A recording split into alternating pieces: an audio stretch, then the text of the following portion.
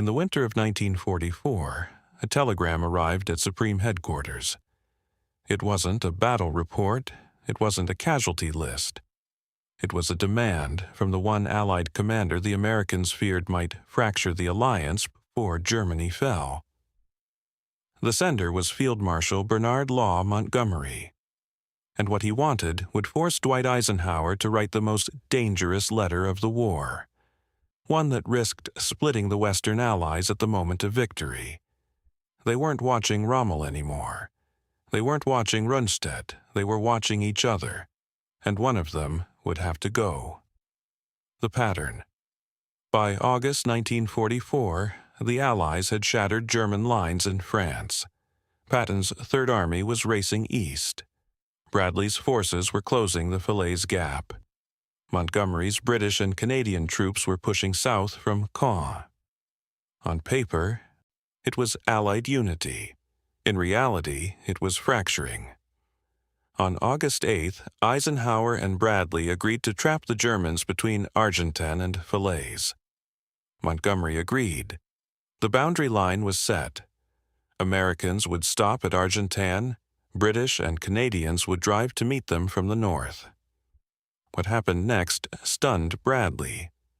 On August 12th, elements of the U.S. 5th Armored Division reached the edge of Ardennes. Patrols entered the town that night. German defenses were collapsing. One company of Bakers and remnants of the 116th Panzer Division held the line. The gap was open. Then the order came through. Halt south of Ardennes. Do not cross the boundary. Bradley was indignant. Patton was furious.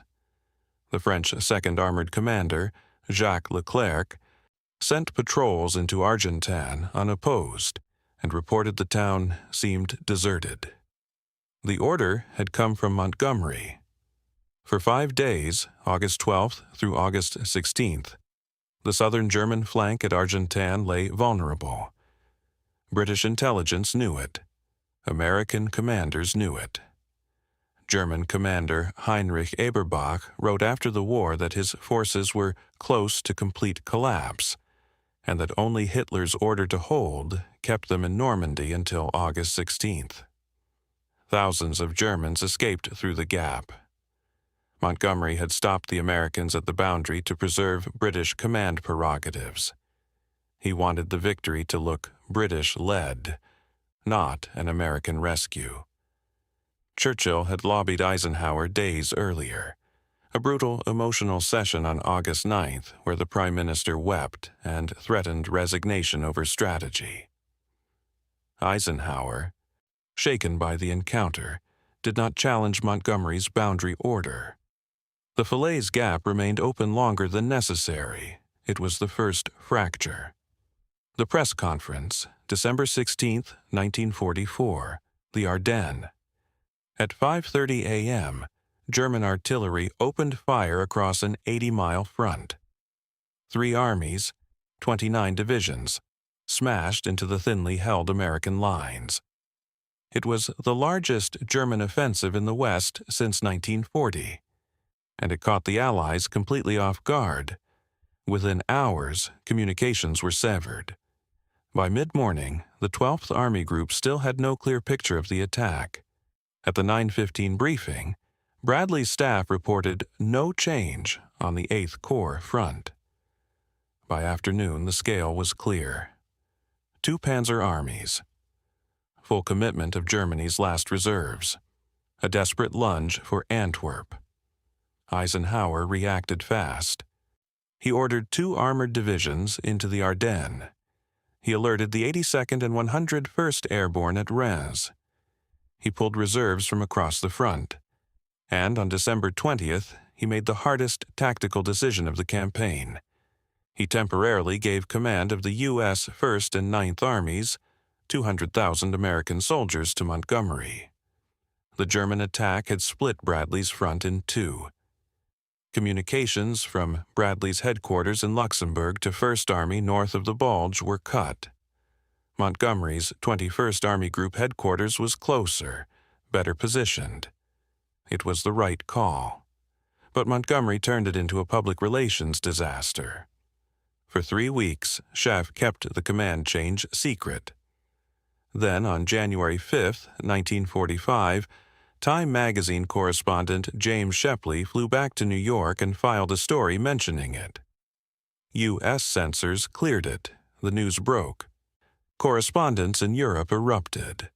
They'd known for weeks, but been barred from reporting. Indignation of American war correspondents boiled over, United Press reported, with charges that SHAEF was giving the public a distorted picture. Headlines screamed across America and Britain, Montgomery leads Yanks.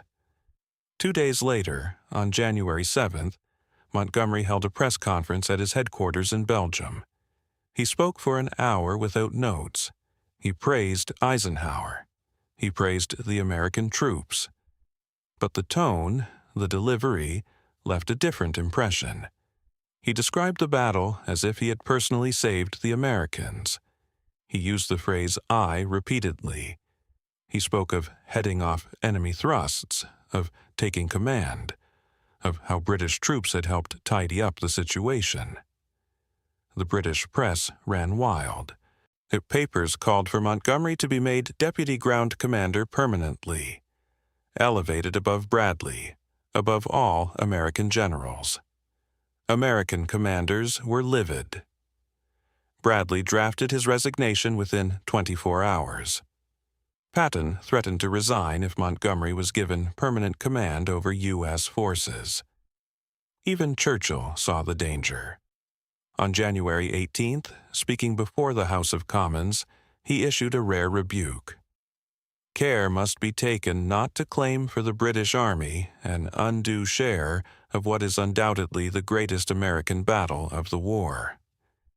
But Montgomery wasn't done. The Ultimatum. On December 29, 1944, days before his disastrous press conference, Montgomery had sent Eisenhower a letter.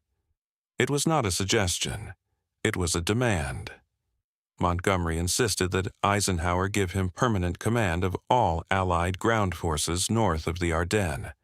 He argued that Eisenhower's broad front strategy had failed, that dispersed command had caused the Bulge disaster, that only a concentrated thrust under single command, his command, could win the war.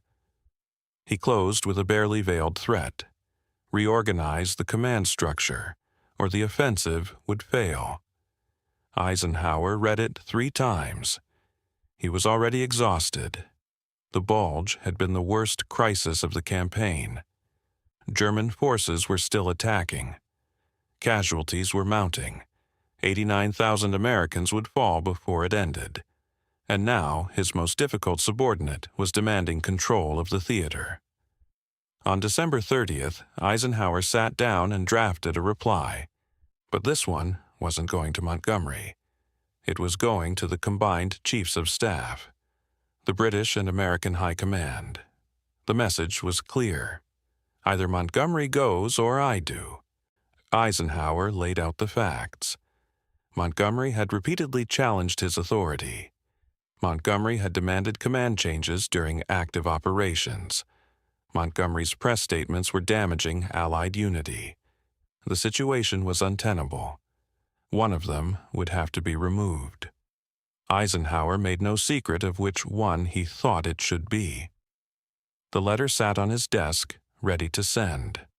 Then Major General Francis de Guingamp, Montgomery's chief of staff, arrived at SHAEF headquarters. De Guingamp had seen a draft of Eisenhower's message. He knew what it meant. Montgomery would be fired. The British would be humiliated. The alliance might not survive it. Freddie de Guingamp was the opposite of his commander. Diplomatic, modest, universally liked by American officers. Bedell Smith, Eisenhower's chief of staff, had called him the best staff officer I have ever seen, regardless of nationality. De Guingamp begged Eisenhower not to send the letter. Not yet. Give him 24 hours. Let him talk to Montgomery. Eisenhower agreed. De Guingamp flew to Montgomery's headquarters that night. He told Montgomery the truth. Eisenhower had written to the combined chiefs. It was a choice, Montgomery or Eisenhower. If it came to that, the chiefs would pick Eisenhower. Montgomery didn't believe it at first. He was the hero of El Alamein, the victor of Normandy, Britain's most popular general. De Guingamp told him Eisenhower was prepared to recommend Field Marshal Harold Alexander as his replacement. Montgomery went silent. He asked de Guingamp to draft a letter of apology. The letter Montgomery signed on December 31st was unlike anything he'd written before. Dear Ike, have seen Freddie and understand you are greatly worried by many considerations in these difficult days. Whatever your decision may be, you can rely upon me 100% to make it work. Your very devoted subordinate, Monty. The word subordinate appeared for the first time. Eisenhower read it and decided not to send his ultimatum to the combined chiefs. The crisis passed. For now. The doctrine. So why did Eisenhower nearly destroy his own command structure to remove Montgomery? Why risk the alliance over one general? It wasn't personal, it wasn't pride, it was something deeper. Montgomery believed in the old way, concentrated thrust, single decisive battle, one commander directing all forces toward one objective. It was Napoleonic, it was brilliant on paper, but it belonged to another era. Eisenhower's strategy was different. Dual-axis advance, pressure across the front, flexibility to exploit success wherever it appeared, logistics-driven, attrition-based. It wasn't glamorous, but it worked. Montgomery's narrow front plan required perfect execution, unlimited fuel, and an enemy that didn't adapt. It assumed Rundstedt would freeze like the French in 1940. The Germans didn't freeze. They regenerated divisions out of thin air. They launched the Bulge with forces SHAEF thought were shattered.